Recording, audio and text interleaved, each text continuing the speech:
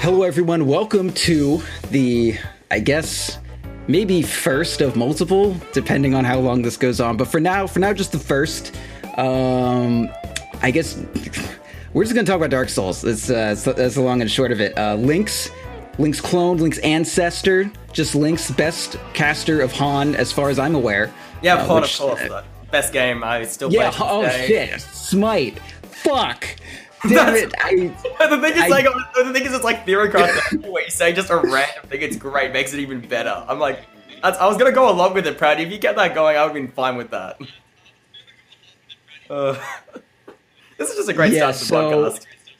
Yeah, no, this is the kind of quality that is the reason why we have people that pay us money for this sort of thing. Anyway, I'm not going to do another start. That's what we're going with. You are the best, both Han and Smite caster, a man of many talents, and also, you know, a little bit about Dark Souls, I hear. I hear that you know a little bit about the darkest of souls.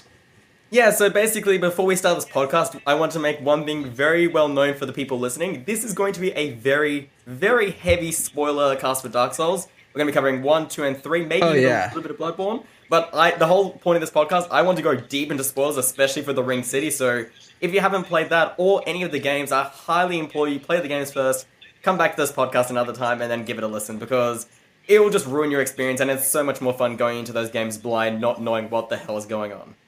You know, I kind of disagree, because my experience with Souls is, so I played, I think I went into this, so I played the first one, I then bought it, because, you know, I got it, you know, through whatever means, and then was like, I want to pay money for this, so I did, and then I was replaying it, and I eventually kind of got bored, and then I played 2, and I was like, this is okay, I'm gonna watch some of these lore videos to understand what the hell's going on, and like, I got like an oral history of Dark Souls from VaatiVidya, which is like some of the best Souls videos that you can find on the internet, and like, to me, going back and playing Dark Souls 1, it was like I was playing through a legend that I already knew, and it was like awesome. I loved that experience. It felt like playing through history. So like, even like when someone talks about, like, I don't care about spoilers for Souls games, because like everything's all vague and shit anyways, you know. It's more like, I think it was more caveat of like actual in-game spoilers. Like the lore itself, I would actually completely agree. Like knowing the lore going in is really good, but it's more like,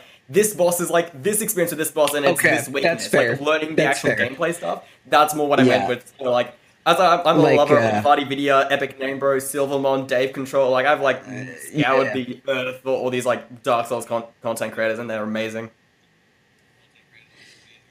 Yeah, I specifically things of like that. There's a third phase of Sister Frayed. Like knowing that, probably I think that's something that I could definitely say that's something you wouldn't want spoiled. Or like the fact that the final boss of Gale was actually such an epic fight. Like that was probably one of my favorite fights in the series. So that's okay, because there's like two camps of people. Some people hate it, and then some people are just like, nah, it was dope. Well, it reminds me of Artorias. Like that, it reminds me of like Artorias 2.0 and the way he fights. Like Artorias is a really well done fight, but basically once you get into that second phase of Gale, and this is like, if you've already been spoiled, this was your fault. I did warn you in advance. But, like, the fact that, like, the lightning starts coming down, his cape starts actually, like, bellowing out these red souls, and and the music along with it, that's why I love Dark Souls so much. It's just such an epic spectacle to watch. No, that, I totally agree. I mean, like, that fight was one of, I mean, you said that you want to talk about, like, favorite fights. Like, that, Gale is a contender. I'm not going to say it's my favorite, but it's up there. Like, that was just... It didn't feel bullshit. Like the first time I did it, I was like, okay, I can do this. It's like, it's hard, but I can definitely get there. And I don't know. I just like those fights. It's not like, like Dark Eater Midir, where I just like die 1,000 times and eventually get it. That I'm like, it's a good fight, but it's not the ones that I find myself most drawn to and that I like remember the most, like the fondest. It's the fights like Artorias and Gale, where like I can feel myself getting better at them very quickly, and then eventually I can beat it. Like that's what I'm into. Yeah.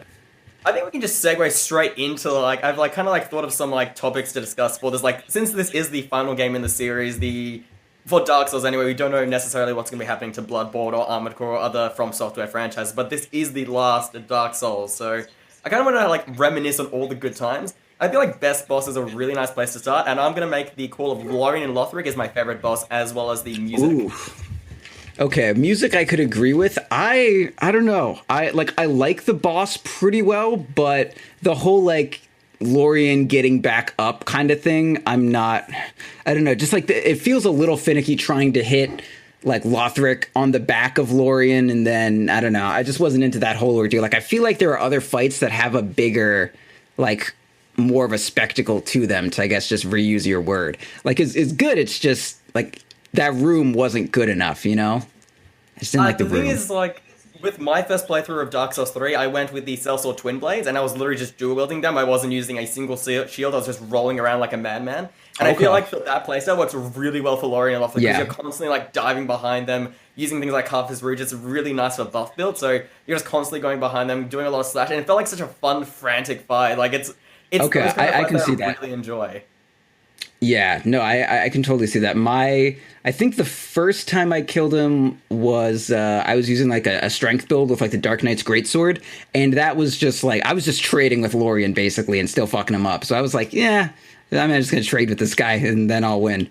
And so I didn't have like the most, I guess, engaging fight there, but I could see it with that kind of play style, really enjoying it. I could also make a case, Nameless King, a lot of people say he's a really hard boss. I actually find him to be pretty balanced in a really fun two-stage fight. Okay. Yeah, Nameless King was one of those fights that I took like hours and hours, and it's like, all right, I'm going to go to bed after, you know, a couple more tries, and then I look back and it's like 3 a.m. and it is not getting anywhere close to beating him. I didn't have like one of the, people were saying... Sorry, go on? Yeah, I was about to say, like, basically I use Carthus Rouge because... in, like, early Dark Souls 3, Carthus Rouge was OP, and I actually might talk about that when we go into DLC discussion with some of the changes to infusions and buffs and all that, because I actually did a massive patch for the DLC.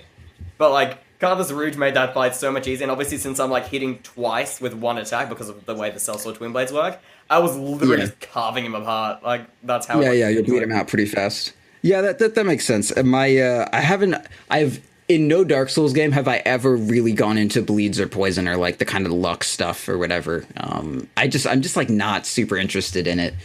Like it's a totally fine way to play, you know. It's just not the Proud style. Yeah, actually, what is your playstyle usually? Like, what kind of weapons do you tend to favor? What kind of like builds do you usually do? When I first did like my first playthrough ever on Dark Souls 1 was with like a Black Knight shield and a claymore, like some classic shit. And then going further into it, I was like more of like in general dex weapons or early on. Like the first time that I knew what I was doing in Dark Souls was when I found like the Uchigatana early on. But as I went through, yeah, dude, Uchigatana is like that's like I don't know, like Little Tyke's my first meta weapon is like the first time you find that you can just get the Uchi early and then just like carve shit up. God, it's so good.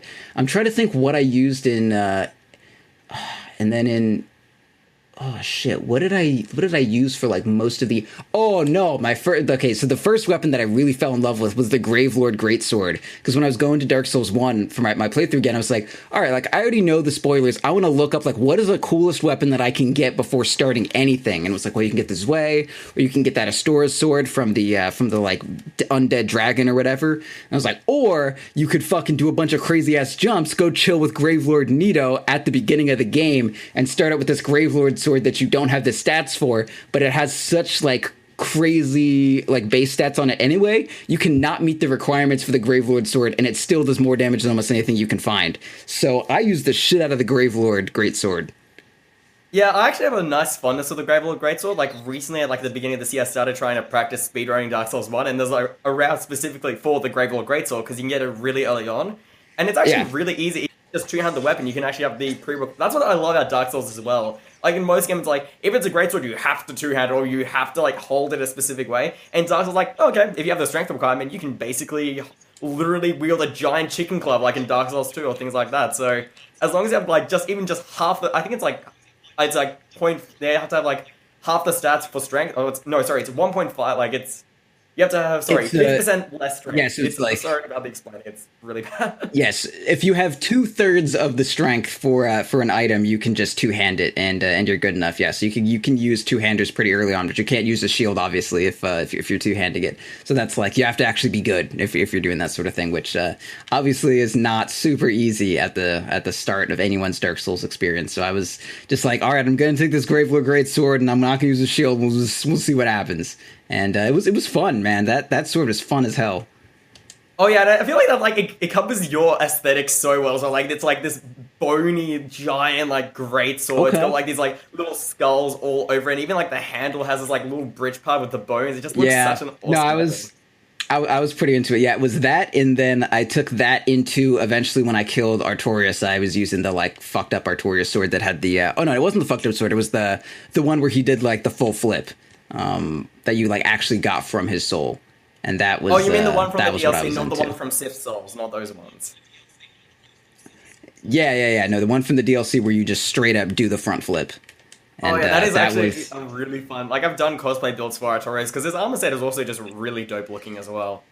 Yeah, like I mean, Artorias is my favorite. I mean, like whose favorite isn't Artorias, honestly? But like, I have like a fucking shirt with him on it and shit. He's great, but I actually hate the way that his helmet looks in game. Like, I always use his chest. Like, I'm looking at a character I've opened right now, and I'm using his chest.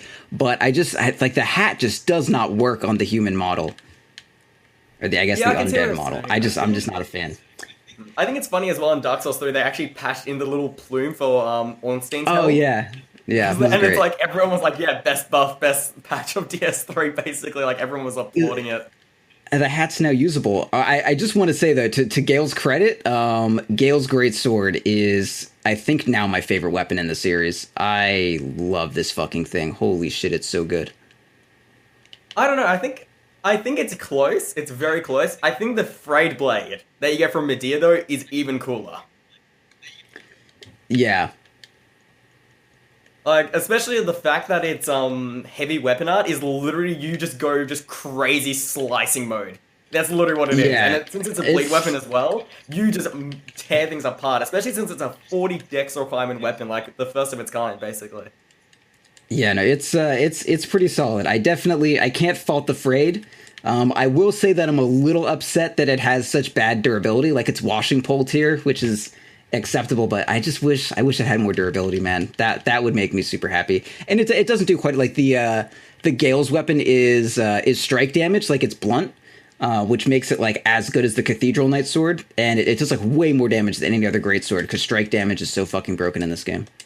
Actually, by any chance, did you find the like twin paired greatsword? It's literally like because you see that guy in front Yeah. of the spirit of the church, like that guy. That weapon is also really awesome as well. Especially like the weapon Yeah, combo. I apparently it's like dumb broken and everyone uses it in PvP, which like as soon as I got it, I used it and the first duel I got was someone else using it and I was like, "Oh man, am I a fucking asshole? Is this not what I'm supposed to do?"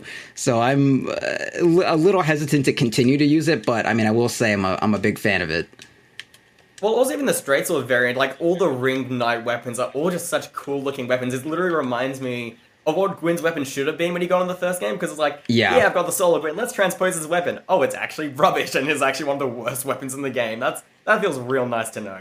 Yeah, the one thing that I don't like about the Souls games is that like the boss weapons just kind of always suck. Like if I want to do a faith build, like I don't use whatever faith, like Wolnir's sword or whatever. Like that's not good. I just take a regular shitty ass sword and I put lightning in it, or I buff it with lightning. I can't get like a holy artifact for my like divine crusader to use. It's very depressing to me. I just want boss weapons to be Pretty good. good. The Dragon Slayer sword spear, especially the weapon are like, because basically you do that from range and then you charge it But with it's the not a weapon faith buff. weapon.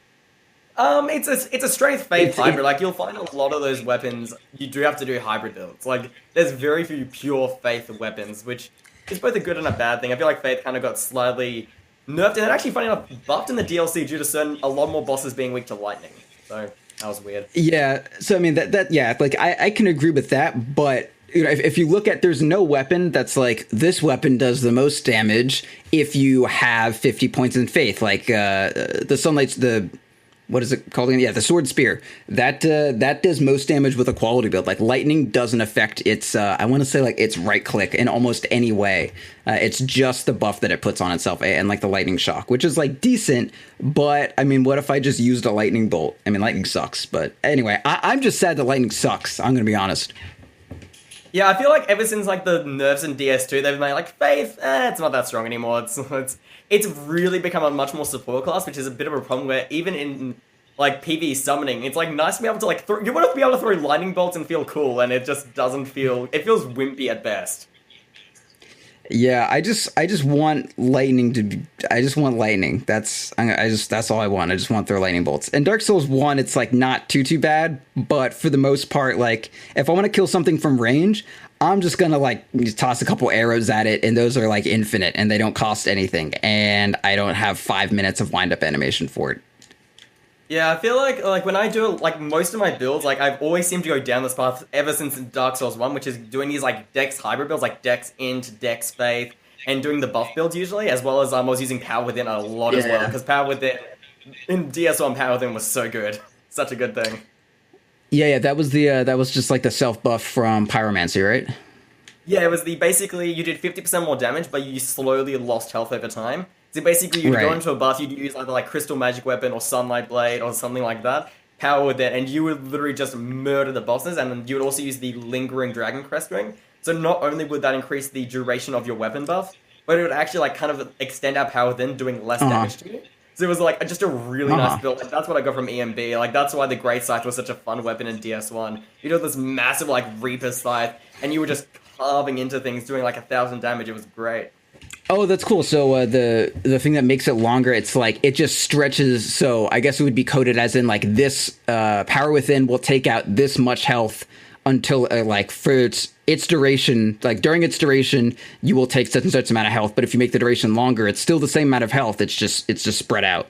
Is that how Yeah, it I'm works? pretty sure that's how it works. Like that's Okay. how I was explaining the else I did my own a little bit of research. Yeah. On it. I'm pretty. It's again, it's been a while since I've like gone through. Actually, Yeah. I've gone through one recently, but I haven't done that build because I did so many times.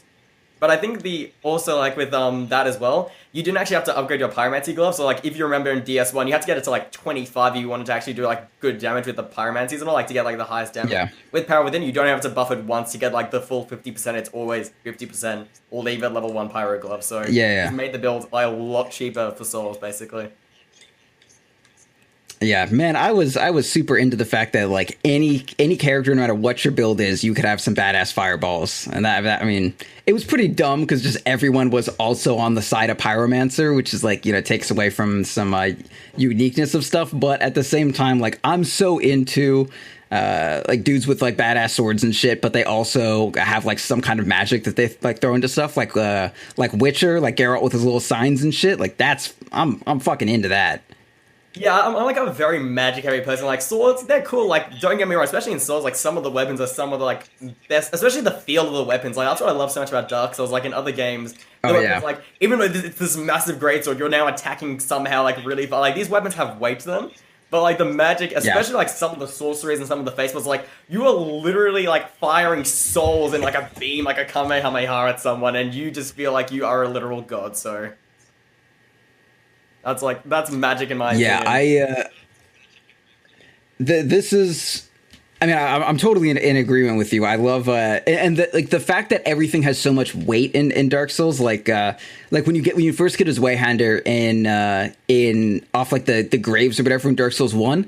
Like no matter what you do with that, you're still gonna just be like lugging that thing from side to side. Like it's a fucking heavy ass weapon. And a lot of people actually have like issues with Dark Souls because they're like, okay, like a two-handed sword is not that heavy. It's like 12 pounds. You can manage that shit. They're not, it's not like fucking made out of rocks. It's steel and it's pretty thin, honestly. But like, yeah, the weapons, they have a ton of weight to them, and then it makes when you get something like the paired great swords or Gale's weapon or Artorias's blade, and then you do like some wild ass flip shit, you're like, holy shit! Whereas in any other game, I'd be like, oh yeah, this is like another fucking anime weapon where I just jump around doing wild shit for no reason. Actually, I forgot to mention this when we were talking about Artorias, but I feel like Artorias is an even bigger badass than most people figure out, because basically, he's a left-handed swordsman. When you fight him, he's using his right hand because his left hand is broken. Yeah. Basically, it's saying, guess what, if he was Yeah, actually using his right? good hand, he would be beating the shit out of you, but you could kind of maybe beat him now because he's now using his offhand. Only just maybe, and even then he still kicks the ever-living shit out of you, even with high vitality, high endurance, high everything, and you're Yeah. still going to have a rough time. And I love those little facts because I mean, like, it's not like the game in the middle of the fight, something pops up like, by the way, Artorias is a left-handed swordsman. However, like, it doesn't tell you that. You can do some research. And you're like, holy shit, that wasn't even the hand that he likes to have. Yeah, and just all the deals. Actually, I think we can transition this. What is your favorite DLC, especially now that all the DLCs have come out, now that Ring City is out? What would be your favorite DLC? You can also include the Lost Old Hunters if you want, if you think that's the best. I'm down with that as well. But like, what would be your favorite DLC out of like Souls in general, like all the games? I think Old Hunters is a clear thing. If I'm allowed to say it, I'll definitely say that. I will say Orphan of Kos is by far my favorite fight that I've ever had in any game, just for the way that I finished it, and just it was fucking incredible. But saying Soul specific, I think I would almost say that Ivory King would be my favorite if I had played it, because I didn't play any of the Dark Souls 2 DLCs, because I was just kind of... I'm gonna have to like... the problem is, no, I know they're great. Have you been to the Frigid Outskirts in the Ivory King? No. If you've been to the Frigid Outskirts, you'll understand how Ivory King is both one of the best and literally has the worst area in any Souls game ever made. Literally. Oh no, I know the Outskirts sucks. Like, I mean, I've like watched through it and I've absorbed as much of it as I could without playing it. But just for the last boss fight and the lore behind the Ivory King, like, I just love that shit. Like, there's almost nothing that could be made.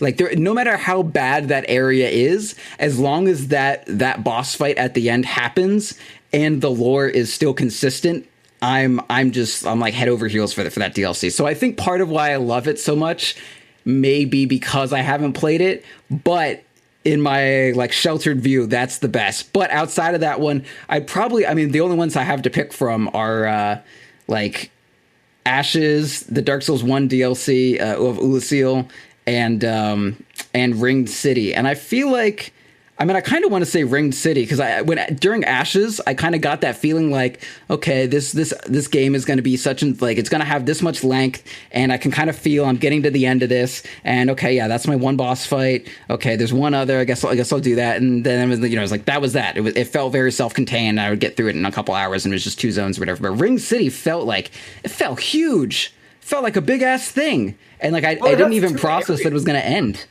That's what's so good about it. Like, the problem with Ashes, it was very obvious that I was like, hey, it's all about getting to Gravelord, whatever the Gravelord champion, and getting his bone so you can do the Hollow Arenas. Like, it was more focused on that, as well as like a little bit of lore. It's actually, it feels like the entree to the Ring City. Like, it doesn't feel like it's its own thing. It's almost like, if you can buy both together, that's like the best way to do it, because you can just continue straight through the story. Because I feel like some people may feel a little bit miffed with like the continuation of the story, especially like how it starts. Like, you get pulled in by this just old haggard man in the Cathedral of the Deep, and then you just go on this journey like thoroughly through. And I think that's what made it so much more fun, because like I started specifically a new build just before Ring City came out, just so I could like do everything in the correct order. And I feel like that was a really enjoyable experience, like making sure you can go through Ashes, then going straight into Ring City, especially knowing what Gale's after, like the painting girl up in the attic and things like that. Yeah, I could agree with that. I can totally see people just like playing Ashes and being like, okay, so what? And like there was that snake at the end, like you killed Freyed, and the whole room burned up, and that like snake effigy that was revealed, and there was absolutely nothing to that. Like, why did you try so hard to show me this fucking snake if there was no point to anything? I'm getting into like way past where we're talking about, but that just bothered me. I mean, okay, so we're just going to talk about the ending now. So why the fuck? Like, I just wish that, I don't know, man. I wanted more answers. I wanted something to happen. I know I had no reason to think something was going to happen, but I wanted something to happen. I think it's like, actually, here's a question. Did you choose to tell her your name or not? Did you tell the painting?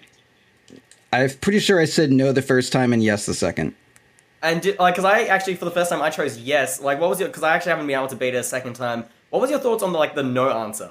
Like, did it like really have any special effect, or was it like, I completed something, I did it? No, it seemed more like I don't know. I didn't really see a lot to it. I mean, yeah, no, I'm gonna be honest. I feel like that was like a fun little flavor thing, but it didn't really have like. It's like I'm not personally invested too much in like my character's journey, and as far as Dark Souls is concerned, or like, you know, anything that I would be interested in, like a traditional RPG. I just wanted like I was gonna say whatever I was just like clicking through shit, just trying to see what, like, if something would happen. But I mean, I said no, and she's like, all right, cool. And I was like, okay. This world is not named after me now. Whatever. I think that this, like, you know, the cinematic when you touch Filianor's, like, whatever the fuck that is she's holding, like, I don't know what the hell Bizarre she's holding. egg-like thing. But that, like, cinematic of, like, that, like, of the, like, the set, like, that was probably, like, one of the most epic moments in Souls, in my opinion. Like, that was just, like, such a cool transition. Yeah, no, I agree. I mean, like, anytime there has ever been any cutscene and any Dark Souls stuff, like, I'm just, like, trembling, waiting to see what Miyazaki's gonna do to my body. But it always is, like, an intro to something. I'm like, please, like, he's, like, edging me. It sucks. Yeah, and I feel like possibly the ending could be like a Miyazaki just being his trolling little self. Like, I mean, if we go back to Dark Souls 1 and the Pendant, that was one of the ultimate trolls of all of gaming, really. Yeah, he's a special boy. I just wanted to see, because, like, everyone, okay, so, like, one thing that everyone was talking about was seeing, shit, what is that? Oh my god, the Velka. Yeah, everyone's like, oh man, we're gonna see Velka. There's the crows, the painting's associated with Velka. Oh, we didn't see Velka. We're going to a city. Maybe the city's where Velka is. And Velka's just, like, not even, like, this game has no interest in ever talking about Velka ever again. But, like, I'm so desperate for any questions to get answered. I'm talking about something that was in, like, 5 tooltips in Dark Souls 1. And I'm like, yo, when's Velka coming? She's the real deal through this whole series. And it's just like, no, actually, this is not relevant at all to any of this. Yeah, Velka was literally just like, yeah, she's in the painted world of Ariamis in Dark Souls 1. There's a few people who follow her, and even, like, the Dark Moon Blades of Dark Souls 1, like, they were originally meant for her, and then Gwendolyn kind of slinkered in with a snake-like body and took it over. But, yeah, like, they literally, like, there's a statue of Velka in DS3, and basically that's it. Like, just like, they don't care. Yeah, they're just like, well, here's... Velka. Yeah, I don't know, because I feel like it was probably my own fault that I was expecting any sort of answers to be given to anything, and I feel like, okay, so, like, my interpretation, or I guess what okay, so, like, what do you think happens after you give the painting girl the blood of the Dark Soul and she paints a world? Do you think there's anything, like, to that, any greater thing going on, or is it just, like, you know, whatever? I think it's possible that could be like, hey, it's like symbolizing, you've basically solved what's going on inside those paintings. You've finally been able to, like, because basically they're like the inverse of our world, where they want to be, where it's supposed to, like, not be rotten and actually does need to be set aflame. Kind of opposite to the real world, where you need it to go dark, and we're currently stuck in a cycle of constantly trying to keep things aflame. So I feel like we've, like, kind of, like, fixed that world, and in my opinion, I feel like the Hollows of Londor ending is the true ending for Dark Souls 3, and I'm happy with that. I actually really like the Hollows of Londor ending. Yeah, so, okay, because, I mean, the interpretation of the Dark Souls 3 ending, to me, is that you're going to let the... Okay, so there's the Halls of Londor ending, there's the one where you just fuck with the Firekeeper, and then when you just... Yeah, you betray the fire and you say, okay, I'm just gonna, like, just let this shit go out. And she's like, word, okay, but eventually, you know, flames will flicker up again. And I view that as, like, yes, the world is going to, you know, go back to, like, the ancient stone dragons and all that shit, but eventually there will be a new first flame and shit. Like, it's just another, like, you know, this whole thing was a cycle within a cycle of going between, like, you know, Age of Nothing and ages of like, not quite Age of Fire, but Age of Cycles of Fire, and then eventually it'll go back to, you know, dragons and so forth. So, like, I feel like that was definitely something that we learned there. And the only thing I can really say that, like, was broken any cycle is maybe with the painting. Like making a painting with the Dark Soul is new. Like, that's never happened before. So maybe some people were saying that and this is like the community manager for From Software, Kimundi or whatever, was saying, like, his personal interpretation of this was that this Dark Soul blood would be used to make like a whole world for humans, essentially, which I think would be cool. Like, the end of the human arc is, yeah, we don't inherit the world or whatever because it's all shitty and ash, but the things that are, like, still living will end up in this world that was painted with their soul, which I think is kind of, like, cool. With Ashes of Arendelle, the whole point was, like, those paintings is a place for, like, especially even in Ariamis, it was always, like, a place of the forlorn place of, like, basically things that the gods didn't want, or, like, the outside world didn't want, they kind of just migrated in there. And the idea that second painting that would actually, it would be now the third painting, the painting of human, is actually a place Or where we more. can You actually never be know. home. Well, actually, yeah, that's true. We Yeah. actually don't know how many paintings there are, and that's we never actually meet Ariamis in the first game, and even Ariandel, we don't really know even if she was the actual painter for that painting. Like, there's so many like unanswered questions, but I'm kind of fine with that not being answered. I feel like that would kind of like ruin Yeah, it whatever. anyway.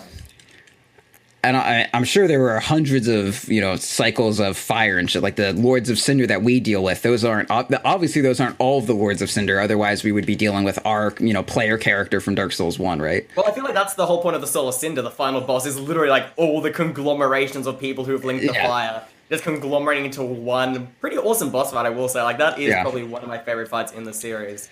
I will say favorite boss music that you have down here. I'm gonna say Soul of Cinder just for the transition, like the quiet piano, but you still got the choir in the background. Yes, that is really as soon as the Gwyn transition comes in, and I'm like, holy shit, because that was good, man. I was super into that. I think the best part as well is because he's been using he's either transformed to the scimitar guy, he's been using this javelin weapon, and then you see the Gwyn great sword, and you see there's a very specific oh shit, we're finding him again. Yeah. And then lightning comes out, and you're like, oh Jesus Christ, I know this. And I think even the combos he does, he even does the grab attack. He goes in for that extremely deadly three. Is it a 3 or 4 hit combo where he goes the really massive AOE slashes, which you think that you aren't gonna get hit, but then you get caught in it and you just get plunged into the ground. That is an awesome fight to behold, indeed. Oh yeah, the one where he has it's basically the same combo from the ringed straight sword where he holds it out and he does 3 or so horizontal slashes at slight angles, and then if he catches you in one of them, it lifts you up, and then he just fucking does some monster ass combo and then flings you. Oh my god, yeah, that fight, once in a while on a playthrough, I'll just get totally shit on for that fight, and I'm like, yeah, this, if you stop for 1 second, he just destroys you. Yeah, and I feel especially with the recent nerfs, as I said, I kind of mentioned at the very beginning, the idea of basic Carthus Rouge getting nerfed and all that. I feel it's made the boss a lot more fun, because when I get stuck on a boss, I used to basically just go, okay, I'm just gonna put bleed and just power through this boss, and now I actually have to be okay, if I'm gonna lose to this boss, I have to think about what res I want to bring in, what kind of style, if I need to change armor. A lot of the time in Souls, some of the time it really can behoove you to okay, I'm just gonna change my armor and weapon just for this boss, and I feel very few games can say they can do that. Properly. Yeah, no, I change up armor a ton. I mean, I feel anytime I get into the Abyss Watchers area with the swamp. Oh god, what is that place called? Farron Keep. Yeah. Anytime I get into Farron Keep, I always look through my armor and I'm oh, I know what I'm gonna end up with, and I end up with the. Is it no, not Katarina? What is that woman from? That no, the Mira. That Mira set is actually pretty dope. But isn't that from Irithyll? Don't you get that from Kraden and Irithyll? That's No. You get the Mira chainmail. You mean the one from Lucatiel's set? Sorry. Yes, that's her name. Yeah, it's Lucatiel. What a common name. How could I forget Lucatiel? Yeah, Lucatiel, only good NPC in all of Dark Souls 2 besides the cat. But yeah, the Mira, the Kaplan deal is pretty awesome as well. Okay, that's true. That's true. I was saying that more as a human NPC capable of basic speech functions. But Gavlon, because the cat, some of the best lines. But yeah, Gavlon was pretty fantastic. He both wheels and deals, which is a lot to take in. I love how the cat just gives you just sweet lip for just yeah, you're talking to a cat. What the fuck are you doing? You're meant to try and get rid of your curse. You travel through this portal, and now you're just talking to a common house cat. And of course, she has the best ring, the silver cat ring. I love that ring. It's so good. And she tells you have a nice scent. That's not a lot of people give me compliments in Souls. I have a nice scent, and I'll take it. Thank you, cat. I don't know. When Solaire compliments you as well, there's some interesting undertones there as well.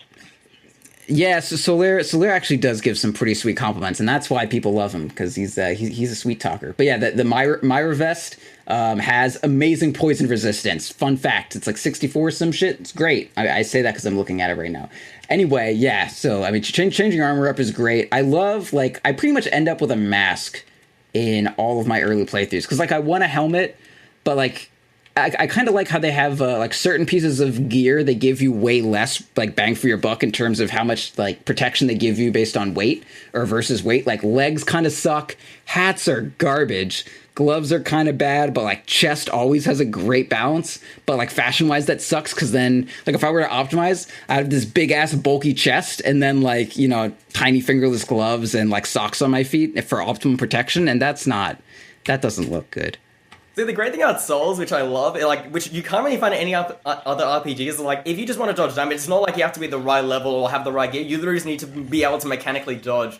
And I usually play a lot of these games just being really aggressive, using a lot of rolling and not really caring too much about their attacks. So the armor for me is like, oh, what kind of like person do I want to look like when I do this build, and how do I want to look? It's like just like, just the fact that Souls it up. I don't really care. Well, the weird thing is actually, sorry. Oh, no, I was going to say, I'm all about the fashion souls, 100%. But I'm just saying, to do it optimally, because there is the need to optimize the best build ever. I'm like, I should use this giant-ass chest piece. I'm not gonna, but I should be a fat-ass onion with socks and fingerless gloves. I'm not going to do it, but I should. Yeah, the funny thing is, actually, this is like the one... So when I went for the build into this DLC, I was like, okay, from what I heard, it's a really hard DLC, really tanky enemies. I'm going to be tanky and buff as well. I'm going to like do a pure strength build. Actually, it was a strength faith build using the Fume Ultra Greatsword, as well as the Lightning Blade. And yeah, because it's like also, actually relevant now. Yeah. Then I also got the Dragon Slayer Armor Great Shield and the Forearm set from Dark Souls 2. Okay. It looks actually really good. And then, of course, like, you just buff the Fume Ultra Greatsword. And I had, like, Prisoner's Change. And actually, this is something I really liked out the Ring City DLC. The +3 rings that they added was super good. They added Chloranthy Ring +3, Havel's +3, as well as Ring of Favor +3, and even Covenant Gold Serpent Ring +3. Like, all these rings are, like, super handy, and usually you have to be like, oh, I need to get to New Game +2 to be able to farm stuff. Now I can, like, have a really good build even at just New Game, which is really nice. Yeah, that was, like, the nicest thing they ever could have done. Like, I don't even have to, like, I don't have to go play through a bunch of new games to get these, like, sweet-ass rings. Like, that's... Oh, that was so nice. Shout out to FromSoft for giving me free rings. I love you.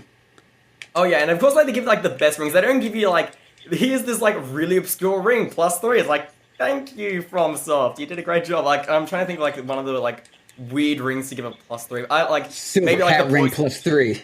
Actually, the thing is, Silver Cat ring is like, I only like that one actually. But maybe like a Poison Bite ring +3. Like, thanks, FromSoft. Yeah. That's a really Flash Bite.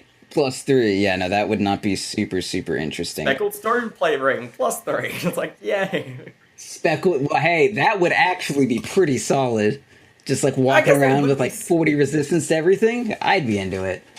Again, but the thing is, like, my build, especially, like, the funny thing is, even with this build, I was actually taking a lot of damage thanks to the Prisoner's Chain, because I needed, like, as much vitality as possible. I think it was, like, around 33 vitality by the end. So I was literally just like lugging around all this gear, just trying to beat these bosses. I've never used a Great Shield in the entirety of my Dark Souls career. I just never had enough, like, anytime I go a strength character, my weapon is too fucking heavy. Yeah, I think I realized pretty quickly, like, I need to be able to medium roll, and I just most of the time did ditch the Great Shield, but it actually did come in handy against Medea. Like, the fact that you can, like, completely just negate the fire attack is actually also really good against any lightning boss. Really high lightning resistance, so like Nameless King, I literally just blocked all of his attacks with the shield and didn't have to do anything to worry too much. But I felt like you definitely need to be able to, especially with Gale, like the shield did not help because he's so aggressive. Like, if you try and block for too long, you're just going to constantly get staggered. And even with like 30 endurance, it just was not enough to like beat off Gale's like just really aggressive attacks, which were quite hard to dodge. Yeah, no, beating off Gale is definitely one of the harder things to do. I'll definitely say that. Just let that one hang there for a little bit. Yeah, we'll just let that one hang. Actually, I feel like we'll go into this, kind of mention this a little bit. We were talking about like Solaire, Lucatiel, things like that. What was like your favorite NPC of the Souls series, as well as possibly this can like tie in really nicely their side quest as well, if you've like played through their side quest as well? So the easy answer is obviously Solaire, but I think I'm gonna have to go with Sigurd, the Katarina Knight, the dude Katarina Knight from Dark Souls 1. I feel like he had the most complete arc and the most fleshed out character of any Dark Souls person. Like, Lucatiel was pretty cool, but she was kind of bogged down by the fact that she was the only person with any personality in Dark Souls 1, really. Like, Pate? Are you fucking kidding me? Pate made no goddamn sense. I mean, there was nothing to his character at all. He was just like, am I supposed to be wary of this guy? He's like, not that bad. but whatever. And then like It was Crichton was like whatever, and Crichton, and it was just like a bunch of just like yeah, it was like whatever. But fucking Sigurd, holy shit! So the whole thing in Dark Souls 1, their interpretation of the undead curse is you like lose who you are when you are cursed, and you like finally go hollow, aka become a mindless undead. Once you lose your purpose, lose your will to live, you lose your will to go on, and that serves as a decent metaphor if you so desire to put that to like if you know as the player of Dark Souls, your purpose is to beat the game, and if you give up on Dark Souls, that's like the metaphor for your character going hollow because you don't progress through the game anymore because you stopped playing. I dropped my controller. And because I've had this game open, it was on my lap. Anyway, so that's like a cute little metaphor or whatever. And Sigurd's whole thing is he's a knight. He's a good knight. He's courageous. He gets things accomplished. He's competent. And as you go through the game, he's like losing his marbles. He's not that smart. He's fun and jolly, but he's like, you see him in front of a gate, and he's like, I can't open this gate. I can't even progress. And then you open it for him, and he's like, thank you. I'll be sure to pay you back later. And then you keep doing shit for him, and he's like, I'm a good knight. I'm very competent. I'm really good at what I do, and I will certainly pay you back later. And as you keep going through it, like there's one final event where there's like this pit, and there's all these demons there, and Sigurd is like, fuck it, dude. I'm going to go down there, I'm going to sacrifice myself, and when I distract them, you run forward and you get through. That's because I'm a good knight, and I'm courageous, and I'm self-sacrificing, and I'm Sigurd, goddammit. And, like, that's what he does. He goes like, I am Sigurd of Katarina, and he, like, has a battle cry and shit, and it's awesome. And if you go down there and don't run through, if you just go down there and, like, kill them all and make sure he doesn't die, he walks down, he's like, you saved me. That's not what you were supposed to do. I was supposed to save you. Like, why? What? And then he's like, fuck, this sucks, dude. Thanks, I guess. But I was supposed to, like, I thought I'm just worthless. Honestly, you had to save me. This sucks. And then the next time you see him, he's fucking insane and hollow. And that's, like, fucking tragic. I think the best part as well, like, to add to that, you also find his daughter as well. He's like, oh, my silly old dad is going to be trying to be the hero. Like, even Shido's like, hey, he's going to, like, try and be, like, this courageous knight, and he's, like, trying really hard, but he's, like, keeps blundering over himself as well, which is just, like, oh. And actually, this will tie in kind of nicely into probably my favorite area in all of Dark Souls. You find his final resting place in Asher Lake. Probably, in my opinion, it is the best area in all of Dark Souls. Okay. I can see like it. The music and like the second you walk out there, like the massive choir of like bass just comes through, and you're like, okay, this is a very special place. This is not just like your regular area. Not to mention, you have to go through the Great Hollow, those two illusory walls, and you then come upon Ash Lake. Yeah, no, that's it. Definitely is the most awe I have felt in Dark Souls is when I like walked out of that tree and I was like, holy shit, what is this? And I love how, like, the only thing inside of there is Sigurd, a single miracle, as well as, obviously, one of the most hidden covenants, which I can't remember the name of, but the Dragon Bros, basically, where you find a living dragon, which supposedly had all been wiped out, so that raises even more questions when you're playing Dark Souls 1 for the first time, and you're like, wait a second, they said in the intro that all the dragons were killed, and this guy's clearly just chilling here, enjoying himself, what the hell's going on? Yeah. Alright, so what about you? What's your favorite NPC? Favorite NPC? I kind of tossed up like a few. Like I'd say like a good run-up would be Grey Rat from Dark Souls 3. I really like how his story. Like it's a very Dark Souls like story. It's like this like lowly thief who gets caught in a cell. It's actually almost very similar to your story. Like he rises up, so like he slowly does like little jobs for you. Like goes pillaging in the undead settlement, goes to Irithyll, and actually you can have either Sigmaya or Patches save him, depending on how you do those two quests. And then he like does this like basically like, on the final time he's like, hey, I know I'm going to die, but at least I've been useful for something once in my life. Like, it's like this like really sad story. Like he knows he's going to die if he goes there, but he knows he's going to be helping you, and he still goes there anyway. And you just and the best part about it, there's no like cutscene like showing where he dies. You actually like you might not even find his body, but once you find his body, you just find his ashes, which in Dark Souls 3 is where you give to shopkeepers to get like the items from the people who sold them. And just like the minute you find his ashes, you realize what's happened, and it like hits a little bit closer to home than just if it was like, oh, there's like this big cutscene showing Grey Rat fighting off the little thralls inside the Grand Archives. Yeah. Instead, it's just like you find his ashes, no one cares, no one knows he's there, and that's just final. Yeah, no, there's Dark Souls draws a lot of its strength from like, I feel like you can never tell someone something and they and they're full on like 100% believe you and agree with you straight up. But if anyone discovers any knowledge for themselves, like that's a lot more convincing than anything else. And that's like how Dark Souls does the storytelling. It's not like they don't say, oh, and this is Grey Rat, watch him die, and you're like, oh no, Grey Rat, you wanted me to feel this way. It's just like, hey, you found his corpse on your own and you draw your conclusions about what happened on your own. And like that is way better at like causing some sort of an emotional reaction. And I think the like best worst part of it is like you were the one who wanted him to go there. You can tell him to stay back and like stay in your file and keep him alive if you really care about this person, or you can be like, hey, I want to get some good items, let's send him out even though he says, hey, I'm going to die. Like death has a weight in Dark Souls so much more than other games, just because even just an NPC dying means you've lost a friend. It means like you've lost someone who's in your like home base. Yeah. Because like as soon as that happens, like when I'm coming back, like as the game is ending, when I'm coming back to Firelink Shrine, I'm like, Yol's gone. I killed Yuria for her mask. That does not surprise me even remotely, but still like, oh.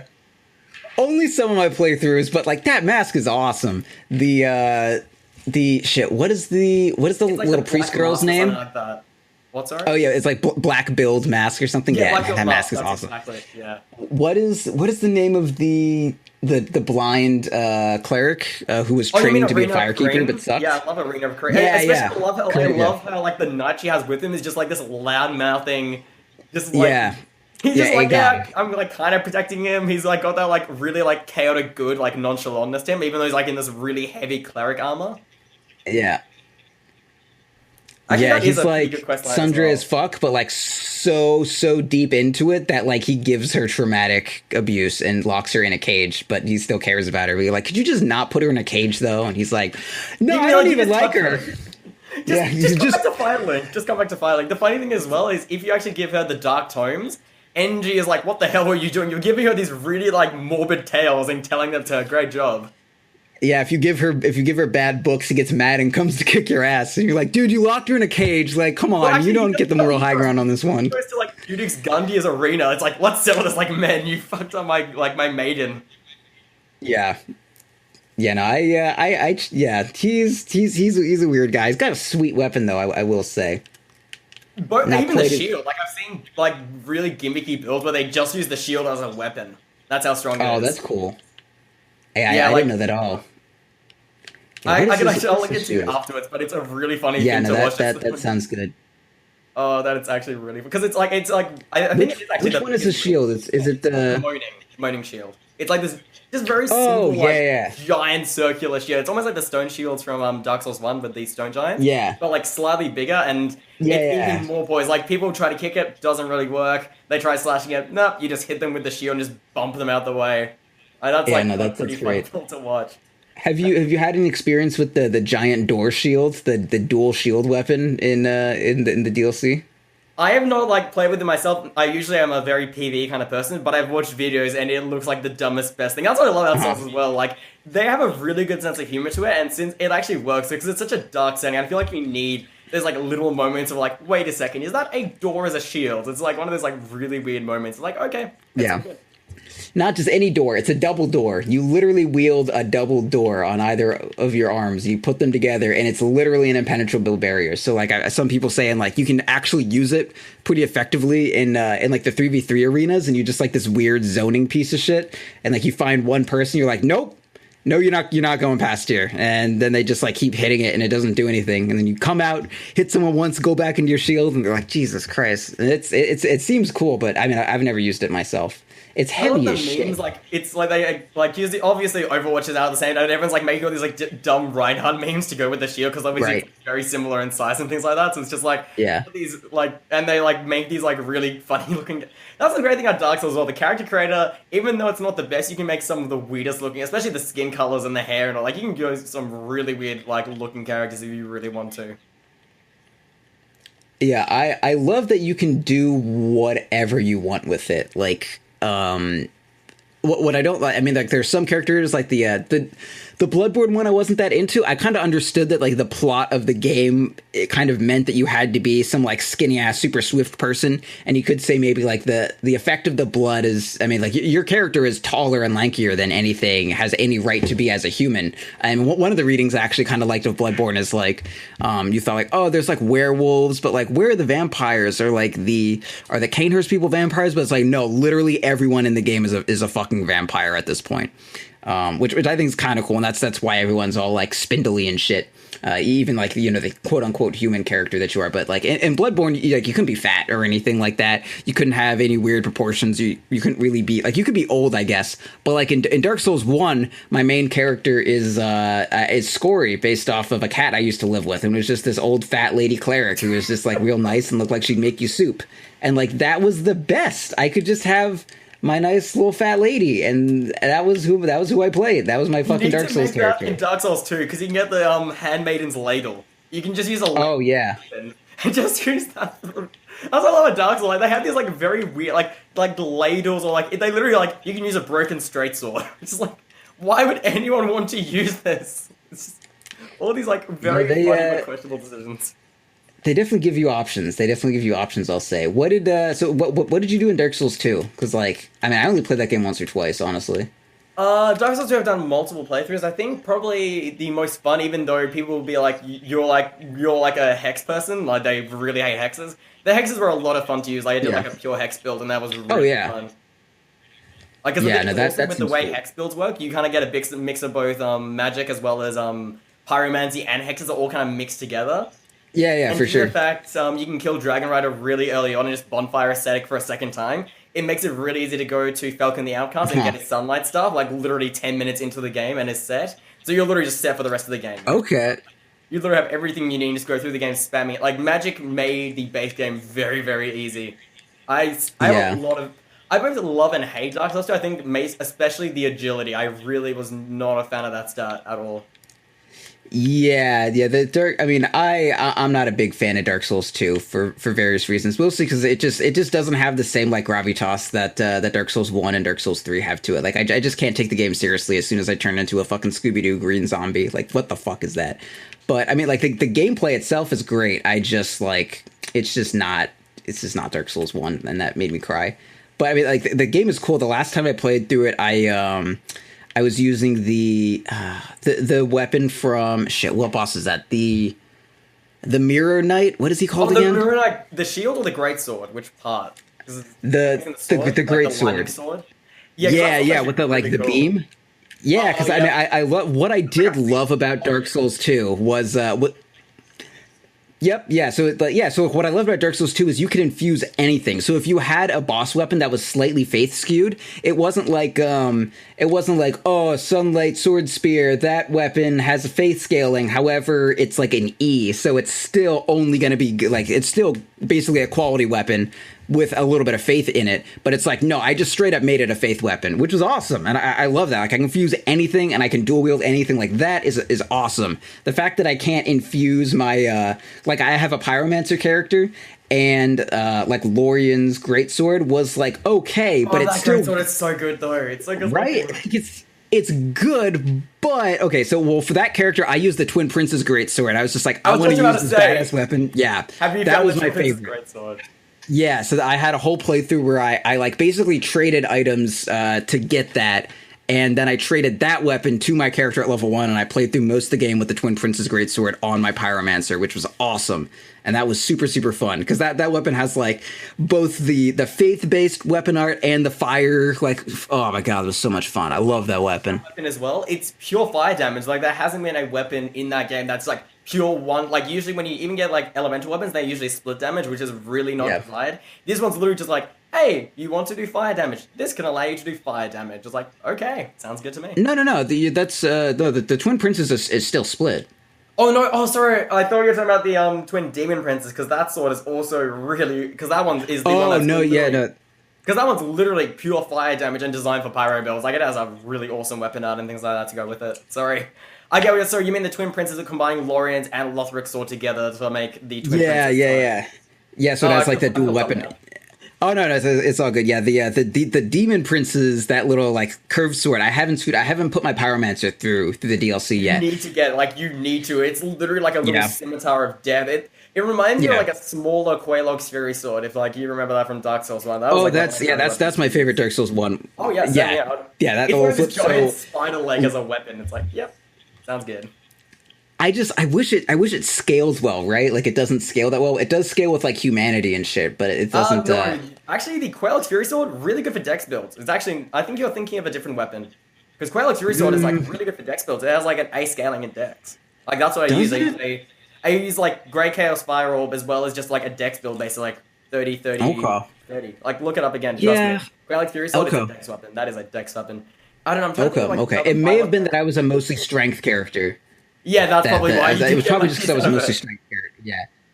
Because it is a scimitar. Yeah. So it's Okay. So designed for I dex just builds. so my the other weapon that I'm super into. I don't know. I'm just on pyromancer right now. My pyromancer character. So like the most fun I had was my pyromancer, and I have the onyx blade from Ashes of Ariandel, and Yes, man, is- that weapon. Oh. It's a dark. It's basically a dark claymore, but with also that really cool interlocking winding design, like with like the like little I don't know Yeah. like little like metal bits and like it's got these tiny little holes in it.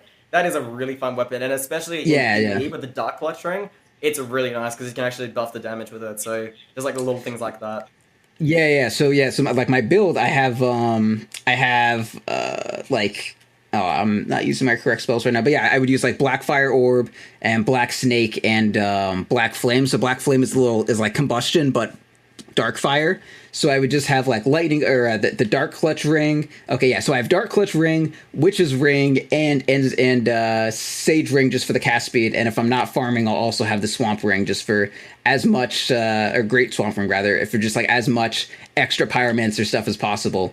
And like my sword hits for a ton, and like my combustion plus with the parting flame that has like a little burst damage also. Like my combustion is hitting for like fucking like, insane ass damage. Because my main issue with magic in this game is like no matter what I do to it, it's still really not going to do more damage than a greatsword swing. Like no matter what. But with I like don't this know, crazy it ass setup, depends, it like, still the does. problem- Sorry, like in my problem in Dark Souls 3, you literally need like 60 intelligence or 60 faith to actually get anything reasonable from your spells. That's like the Yeah. real problem.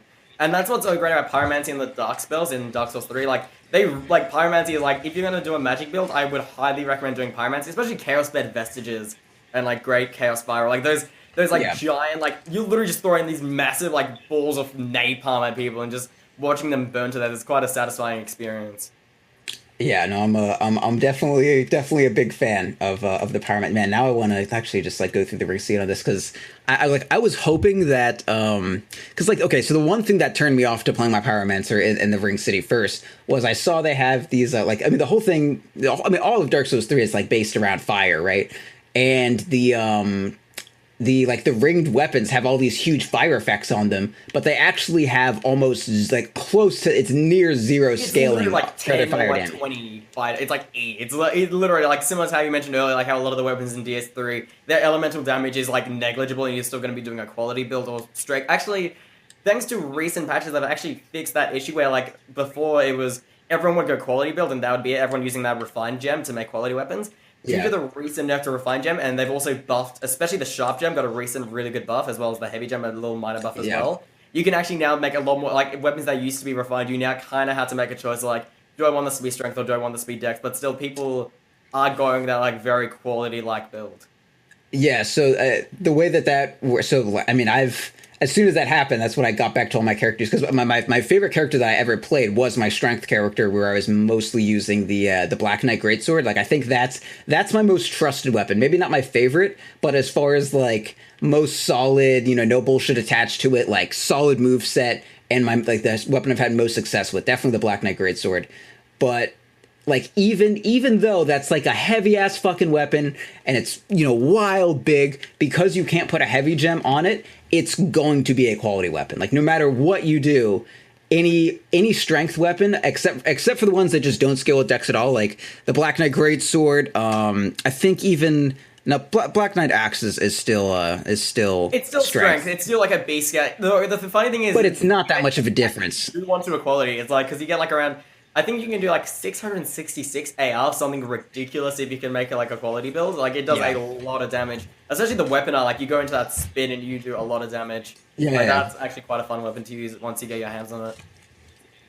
Yeah, and then like the like the Lothric greatsword, the Cathedral greatsword, like those are actually like best on heavy now. But like the Ringed Knight greatsword with the Ringed Knight paired greatsword, that's a quality weapon.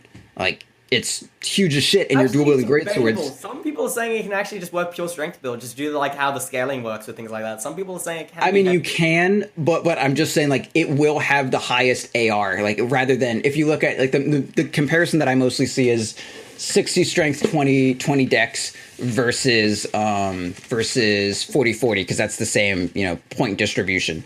And it just has more AR as quality. Like you can do it as strength, but it just is better as quality.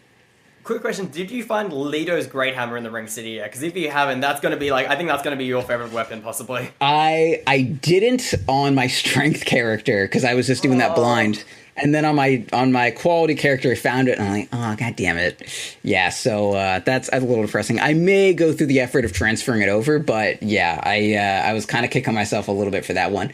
That said, I mean, okay, so the way I played Bloodborne was with the Kirk Hammer. The Kirk Hammer was my shit. And that's how I beat Koss, and the fact that I beat Koss with the Kirk Hammer like made me so happy. But I'm not that into Leto's. I'm gonna be honest. It's too like I don't like the way the hammer looks. What about so do you not like it in the weapon art form, or do you not like it in its base form? Like, or both, really? I don't like the model of it. I think that's my only issue. Like, I love the concept of a big ass hammer, but I'm way more into the Kirk hammer with this concept of like just like a fucking stick, and it's got a big square rock, but instead it's this like really weird, shapely, bizarre like Kids R Us plastic hammer. I want a fucking big ass rock hammer. I don't want like man, it's got like a fucking box. Leto's hammer with weapon art, it literally just gets kind of similar to Havel's. It grows rocky and all that. It does gain the rock. If it was like that all the time, I think I'd be more into it. But I think like my favorite, I don't like any of the hammer models in Dark Souls. Any of the Dark Souls. I don't think I've fallen in love with any great hammers at all. Yeah, I can't actually think of one that I like. You can admire it from afar. I like the axes though. In DS1, it's pretty rubbish. I'm trying to think. Axes, there are some really. I'm trying to like think back. Like again, I'm mostly a Dex user, so it's just like. Do I really use axes? The Black and Knight weapons have always actually really like the Black and Knight halberd. Like that's like throughout the games. I really like that as a weapon. Oh yeah, like, I mean, I'm super into Dynasty Warriors, and every good character in Dynasty Warriors used a halberd or a Volge or some shit like that. So I just I have such a deep connection with polearms as a concept, and man, the Black Knight halberd is the halberd. It is so good. I love that thing. Yeah, I'm trying to think of like any other weapons that actually, yeah, it's one of my favorite weapons, which I'll still try and pick up in every game and use at least once. The Moonlight Greatsword. I've always loved that weapon.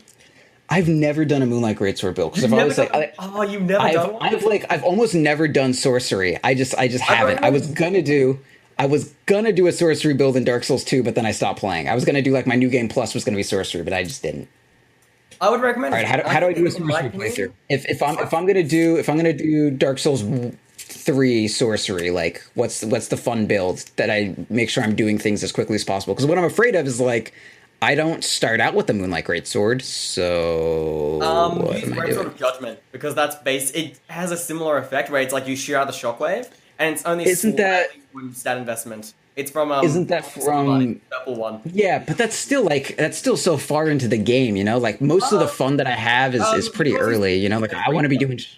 I did use that. That's actually a weapon to use. I think I'm just gonna transfer it. I'm just gonna transfer a weapon over and have fun with that. I'll just get the Moonlight Greatsword at the start and call it from there. Yeah, usually with sorcery builds, how I did my pure sorcery build, it's basically using a crystal longsword combined with just level 60 int. Because the longsword, funny the crystal long, actually that's the one thing I hate about the Ring City. The only thing I'm not happy, they've actually nerfed elemental infusions even more than before. So did they?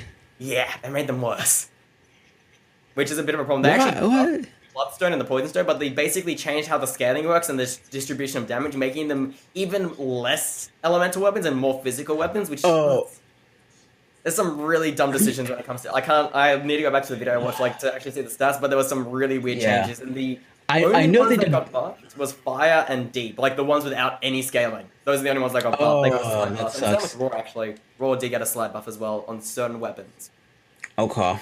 Man, that sucks. That makes sense why I mean I was trying to make a lightning weapon for my cuz my pyromancer, like I want to have a lightning character and also a pyro character, but I was like maybe I can just make them the same, like put, you know, like 40 faith, 20 int instead of like a balanced distribution or something like that, but like there's nothing I could do to make a lightning, like the Lothar greatsword that has some lightning damage built into it. Like that weapon is just never going to be good. Yeah, basically with Faith, you have, like, basically what you have to do is, like, a Faith Pyromancy. You have to do a Pyromancy build to go with your lightning. Yeah, It's, like, basically you have to do, like, 45-45 kind of thing. It's, like, a really weird... And you also need... Oh, Jesus. Like, Yorshka's Chime is actually, like, kind of mandatory if you're going to be doing Faith builds. Or the Saint's Talisman. Depending on, like, the Saint's Talisman is really good for, like, up close, because obviously the weapon art's designed to give you more poise while casting spells. And Yorshka's actually just has the highest spell scaling, which I kind of find funny, because back in Dark Souls 1, the Dark Moon Talisman was the strongest, and now... The next, like, Blades of the Dark Moon person also has the strongest, like, miracle weapon again. So, well, that's the chime has gentle prayer, right? But the talisman is what has the thing that gives you like the poise. Yeah. Yes. Actually. Yeah. Okay. Yes. Currently, talisman. Like, That's what I was started to build really recently, which is like a very gimmicky but fun build, which is basically the ultimate like keep yourself healed while doing other stuff build. Which is Henri's Greatsword, because that gives a minor healing. Like it's like kind of like a Blessed Gem built into the weapon. You then also have Yorshka's Chime for the thing. Sun Princess Ring.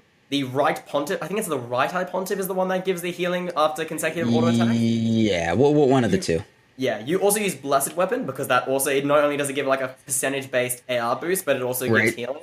And then you use Soothing Sunlight. Actually, I think it's Soothing Sunlight, as well on top of all of that to like constantly be healing, and then you just do that build, and you just max out Faith with like very little minimal stat investment, as well as Lightning Stake as well, but just a bit of like miracle mix up. And I mean I love Lightning Stake, man. Lightning Stake is so fun that it just looks cool as shit too. Like it's not good or anything. Like I mean it's okay. I feel like if you ever say anything isn't good, there's some person who's gonna like walk up to you and be like, "You're just fucking stupid," because that's great. And here's the niche where you use it. But in general, it's.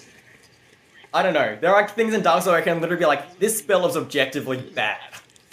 Like I mean, I don't disagree with you, but I'm sure there's one person who will try to be contrarian and be super proud that they found one way that they think to make it viable. But I will say for the most part, I mean, like most offensive miracles just kind of suck. And Lightning Stake is the only one that's like kind of usable out of all of them because it's actually made to be used up close. And the other one, I mean, Jesus. That one's pretty good as well. The one that causes it's not bad. Yeah, gnawing is definitely good too. I will not disagree with that. Man, I'm on my fucking pyromancer character right now, and I love that like the most viable pyromancer is just like this dark shit with the fucking onyx blade and the. Thing is, it's dark. God, it's so cool. Oh god! All right, goodbye. Thank you. All right. No, I do. hate this so much. I just want to use dark. I just want to be this dark fire. Oh, so you're just like a follower of Carla and all that like dark races. Like you're just going full on dark. I was originally full into the fire, and then I got the onyx blade, and I'm like, it's too much. Like this is the only weapon that will straight up just like scale with the magic. Like it gains more bonus damage from my int and faith than it does on my strength and dex. No other weapon's gonna give that for me. None. So I'm a devotee to the fire, or the black flame, I guess you'd call it. There's no other like pure elemental weapon. That's it. Okay, I will say though, Millwood Battle Axe, most underrated weapon in the franchise. Is it the one with the charge? Is that the one I'm thinking of? Yeah, with like the really weird. The earth and then you explode outwards. Which one is it? No, that's the dig into the earth and explode outwards is the Quakestone hammer. That's the stick with a rock on it. Actually, that is the only mace that I like in Dark Souls. The Quakestone hammer from Ashes Arundel, super cool. But yeah, the Millwood is the one with the it's the Viking axe where like you do that weird trot and then you shove your crotch in their face when you jump up and then you go whoo, and then you're just like strong as shit and then you gain all the like that's like the axes that have axes and hammers have like battle cry or whatever.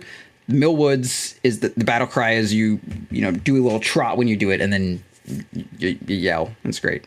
Yeah, the great thing about that one as well, you can actually combine it with Iron Flesh, and you can just run at normal speed, because you're obviously using the weapon now, you're not moving at normal speed. So you can have all the defense of Iron Flesh, and you're just Viking shouting, charging at your enemies like, come and get me, you fools. And that's basically how you do that. And then that's how you get through Farron, the Farron Swamp or whatever. I'm sure that you know that you equip a dagger and you just quick step. Yep, you just infinite quick step. Yep. Okay, just making sure we're on the same page here. Oh yeah, I've watched speed runs. It's like as soon as I saw that, I was like, okay, every time I go through that, I'm getting a dagger, no matter what. Even if I'm not going to use it after that, it's like you need the dagger. You just need it. Yeah. God, yeah, no, the fucking battle axe, man. Like the Millwood, it's just like really good as far as being a strength weapon, and it goes great once it's heavy. It's like one of the few. I mean, like if you try to find the answer to how amazing just a refined longsword, like just a refined straight sword is, as far as a one-handed weapon that's just like ridiculously strong, like the Millwood battle axe actually is just better in a lot of ways. And I feel like the first most eye-opening experience I had in Dark Souls 1 was the first time I equipped the pickaxe, and it only has one attack. It's just like repeatedly you just jab it, you just pickaxe someone, and like the more you press R1, you don't change it, you just keep fucking yamming at him. And that was how I got through my first New Game Plus on Dark Souls 1, as I just fucking had a pickaxe going into everything's skull repeatedly. And it was great. I just loved it. And that's how I feel about the Millwood. The funny thing is, all with the pickaxe, you could actually combine with the Leo ring and just do even more damage. If they try and attack you, just do more damage back to them. You just keep bashing their faces like, yep, that's a very viable build. Go for it. Oh, yeah. I was just like, I can do that? I can just put my pickaxe in a dragon's eye repeatedly and I just win? Okay. Yeah, speaking of going into New Game Plus, I love this. And the combo. Oh. That is a really good combo. Like, I think I want to finish up this podcast, like, as well as just finish up, like, discussing the whole series, and, like, kind of talk about two things. One, I feel like we'll go through, like, the, like, more sour note first, which is, like, what is your most embarrassing death in Dark Souls? Like, everyone has their, like, one moment, it's like, oh, I died to that. Because I think for me, that would be the mushrooms of Dark Souls 1. Yeah, no, that's fair. I want to say for me, oh Jesus, these are things that I repress very quickly, but I think I will say there was one time where I was in this was when I was doing, I think I was ganking someone, and not that I don't do this all the time, but you know, sometimes you just got to gank. And so it was this like long drawn out battle, and it was like just down to like me and the host. And we're like eyeing each other. I have like one Estus left. I think he's out of most of his. And I'm like, we're circling. And he's like, God, how can I live through this one? And then I mean to roll forward, but instead I backstep. And I just backstep off a cliff and just fall down after killing like 3 phantoms and shit. And I was like, I tried so fucking hard. And I just fucking fall off a cliff for no goddamn reason. And yeah, that's when I was like, I'm just not going to invade anymore. We're done with this. That's enough. Yeah, I will admit I'm not very good at PvP, and it doesn't help that server latency makes it even, like, you just get backstabbed, like, oh, okay, I guess I'm getting backstabbed. Okay, that's just great, I'll just take that to the face. Yeah. It's not that fun. 3 isn't too bad, but yeah, I mean, one was pretty brutal. I like that there are so many diverse move sets in the weapons because of weapon arts that, like, 3 is actually pretty enjoyable PvP for me. I know 2 is supposed to be, like, the best PvP, but I'm enjoying 3 pretty decently. Yeah, the only thing I miss from 2 that they didn't bring into 3, which they kind of did, is the power stancing. Power stancing was actually a really neat mechanic. But I can understand why, but I still really like the idea of, like, you have this rapier and this greatsword, you can just put them together to make this really, as long as you have the right stats, you can make this really janky weapon combo and just work with them. Yeah. Like, all the hype behind paired greatswords, and I was like, wait a sec, this was like a base mechanic to Dark Souls 3. Like, I'm hyped that they gave me paired greatswords, but I mean, like, Dark Souls 2 had this, and it wasn't special. It was everywhere. And like, I feel like to finish off this podcast, I feel like this is like the moment where it's like you've got the grizzled veteran in the bar telling his Dark Souls like greatest victory story. What was like your biggest, like, maybe it might be a boss, maybe PvP, maybe just like a small thing of like, I made it to this area alive. It's just like good enough. Like, what would be like your like greatest achievement in Dark Souls as a series? Okay, I would have to say as far as Soulsborne as a whole, my first time I killed Orphan of Kos with my Kirkhammer was like, that was the most triumphant I have ever felt Maybe not ever in gaming, but like it was definitely top 5 things that I've felt like that was the most triumphant shit ever. But as far as Dark Souls, I want to say I feel like my first kill of Artorias was pretty great. I feel like that was a big hallmark because I mean he was my favorite character for obvious reasons. And that was like the first fight that I really had to like get good for. Like, but up to that point, I had my Black Knight shield that had a ton of. Oh my god, what is the shield block? Stability. It had a ton of stability. There we go. It had a ton of stability, and I could just sit behind it. It had great fire resist, so I wouldn't take any damage. And I was just like, fuck it, I'll just sit behind. But as soon as Artorias pops up, I put my shield up. He like one hits my entire stamina bar away, and I'm like, holy shit, I'm gonna have to 2-hand this Uchigatana and just call it, and just no more blocking. And like, oh my god, there were so many times where I'd be like gonna die, and then I'm like, shit, come on, Black Knight Shield, you gotta pull me through. And I would like block one hit and totally stagger, and I would like need to pray that I'd get out of my stagger animation to dodge before the next hit comes. And oh god, it was just like it was the hardest shit that I had done in Dark Souls 2, just like being forced to put my shield down and then only take it out when absolutely necessary, and I had to switch between one-handing and two-handing, and like, oh man, and it was like, last Estus, totally out, 1 health left, finally get him down, screaming like, oh, I did it. Yeah, so I'd say Artorias, and that's part of why he has a special place in my heart. Okay, so what about you? I think for me, probably the greatest achievement, which is quite literally an achievement, is beating Knight's Honor. So just for people who don't know what Knight's Honor is, it's an achievement in Dark Souls 1 to literally acquire all... Well, when they say all weapons, they basically mean all special weapons, so you don't have to like get every single long sword or like broken straight sword on the ground, but literally collect every single weapon in the game. And this means going through the game multiple times, because you only have one boss for playthrough, and there's actually one specific boss, which is Sif, which you actually have to make 3 different weapons for. Oh, yeah. So the first time I actually had to do this again multiple times. The first time I did it, I actually wasn't able to cut Priscilla's tail the first like new game or new game plus. Oh, Jesus. So and of course obviously there's more HP to the tail each time. And Priscilla, the thing is my build was getting stronger and stronger, so I was killing her more often. So I actually had to kill that run, and it took me a long time before I was like, let's try this again. And I feel like basically I think the final weapon I had to get was like Gwendolyn's bow, new game plus 2. And when I did that, I was like, and then of course the achievement popped out, it's like called the Dark Souls, like you've got all achievements. Like, okay, I'm very happy. I don't have to play this game ever again, but I still do. It's a great game. Yeah, no, I've never platinumed, or I guess that's what they call it in PS4 terms or whatever, but I've never gotten all the achievements for any game ever. So, hats off to you for that one. Yeah, that, man. I mean, so, little spoilers. If there is a certain Patreon goal that once we do hit it, Sam was talking to me about this as an idea, and we're gonna like 100% I'm gonna do it. Sam was interested in doing a Dark Souls playthrough, and he would just like be summoning me the whole time, and whenever he couldn't summon me for the beginning of the game, I would just like yell at him to go through it. But we do want to do like a playthrough of Dark Souls with me and him at some point, so maybe he'll be able to talk to a little bit of this. But yeah, I'm just like, I want to play through Dark Souls 1 again so badly right now, but the good thing is, I want to keep the hunger alive. I'll link you to, which is actually helps with summoning. So if you haven't opted into the beta for Dark Souls 1, there's a mod called like Wolves Connectivity mod, which I actually started like a while back. I did a series with someone, started off doing like a co-op playthrough. It didn't eventually pan out just because of things happened, but it made things slightly easier to connect to. It like Dark Souls 1 summoning is a pain in the ass. Thankfully in 2 and 3 you do have the password system, but it makes things a little bit easier in 1. And also if you ever need a Red Phantom to teach Ursi, like just to put him in his place, I'll gladly invade as a twink and just like have all the amazing weapons and just beat his face and like, this is Dark Souls, welcome, hello, how you doing? Yeah, because he will need to be human, or you will have to use humanity to summon me. So that's what I'm looking forward to. I feel like it'd be funny if like you just like you don't put down your side, like, and then like the wide fog gates come in and Ursi's like proud of what's going. It's like, oh, it's all good, it's all part of the summoning process. And then there's it's like, I think it's like sign will be there any second. 2017 or something like that is the name, or like Ursi drop, like just some really dumb name. Yeah.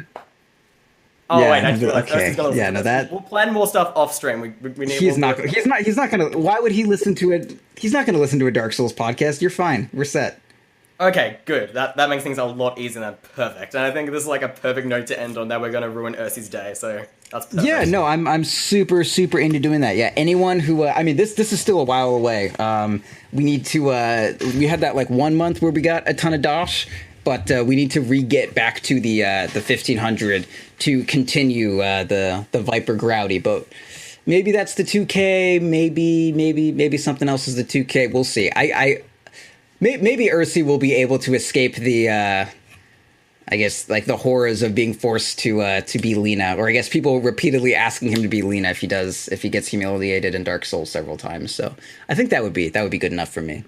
Well, the good thing is, if I keep supporting with $50, I get to submit a podcast episode each month. Correct? Is that correct? Is that how it works? I believe that is how it works. If that's the case, would I be able to posit the case for each month we get a little bit through Dark Souls, and we sit down as the three people with Ursi and talk about those experiences of like a first time going through Dark Souls? Because that could be like a way to kind of jumpstart that goal, like get it a little bit earlier than before. I could see it. I would need to. It would be quite the task to get Ursi to actually play Dark Souls, though. I don't know. I feel like if it's like instead of going as Lina cosplay, you just have to play a game. That's fun. I feel like we put in those terms like Ursi Lina cosplay. Oh no, yeah. If we got the Patreon goal to get him to do Dark Souls, then yes, that would happen. Okay, then. I feel like that's definitely something we need to work on. But for now, Proud, do you want to give up your the .p plugs first, or since this is a Patreon episode, do you really need to plug anything? Yeah, so we're probably going to release this just in general, because, I mean, the cross-section between .p and Dark Souls is small enough that the cross-section between .p and .p patrons and Dark Souls. So we'll probably just, like, put this out on, like, a Saturday or something like that.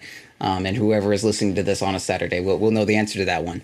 But, yeah, so this has been Defense of the Patience. You can find me on Twitter, at ProudDota. Link, what's your Twitter? What's your Twitter, buddy? I'm pretty sure mine is at Link's Ancestor, so LINKSANCESTOR.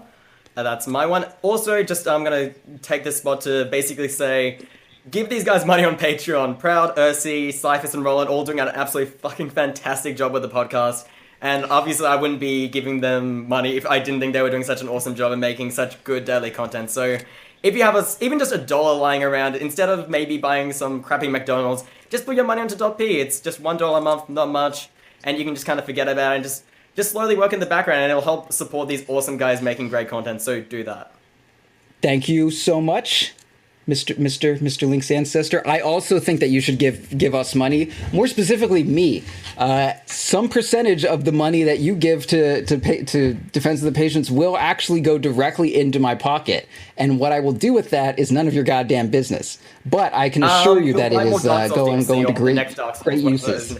You'll do that, I'm guessing. Something like that, right? You'll figure out something. I'm pretty sure I already make enough money to buy every Dark Souls DLC that comes out once every 6 months for $15, but I won't say no to being able to spend more money on, I don't know, like an Artorias statue, or, you know, my own game studio to make another Dark Souls for my Dark Souls fan fiction that I've been writing for years.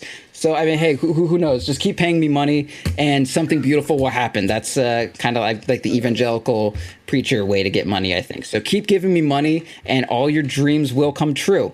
Yeah, I think that's how that works. Okay, all right. So we've also got, I don't know, like YouTube or some shit. I don't do plugs. I'm not the plugs guy.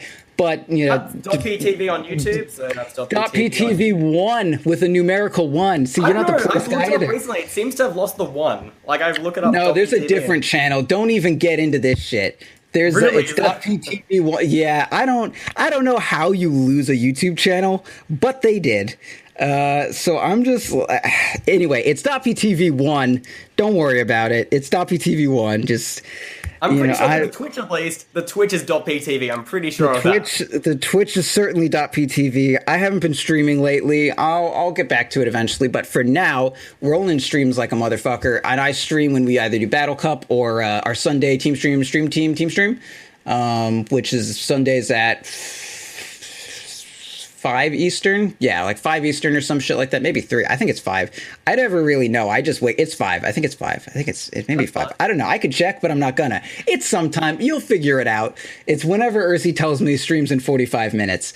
I don't know, man. We have a website. It's not good right now. It's gonna be good. It actually, no, it won't be good by the time this comes out. It'll be good like a week after this comes out, maybe. Anyway, our new website is dope as shit. I don't want to spoil anything, but it's fucking awesome, and it'll be out soon. We got some crazy shit coming, according to Rolando and Cyphus on the DL. So look forward to some crazy shit. And yeah, remember, it was our theory, but it was probably Gale's fault. Actually, you know what? The gods are just assholes. That's the one thing. Yeah, the gods at are the assholes. Follows Alondo. If you link the fire, I'll actually disown you. Just don't even talk to me if you link the fire. That's just the wrong ending. That's yeah. Like, who linked the fire? Who did that? Well, who? Some dumbass. Otherwise, that's why these cycles keep happening. There's so many people wrong with this. Also, just one quickly thing before we end. Discord.gg/.ptv. Is that right? Or .p? Discord. What's the Discord? It's just .p. DOTP. Discord.gg/DOTP. Yeah. If you want to talk to us about more Dark Souls stuff, we might even get a Dark Souls channel. Hopefully, I might try and posit that as a thing. That'd be great. Yeah, that would. I mean, I wouldn't be against the notion. There's a sports channel. Why can't there be fucking Dota or Dark Souls? Of course, there's already Dota. Who plays Overwatch? People play Dark Souls, not Overwatch.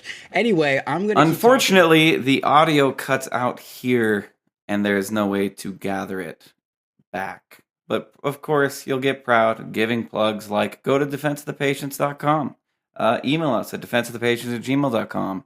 Thank you links for donating to the Patreon, $50, building your own episode. This was very interesting. I happened to listen to it all, and I know a lot more about Dark Souls now.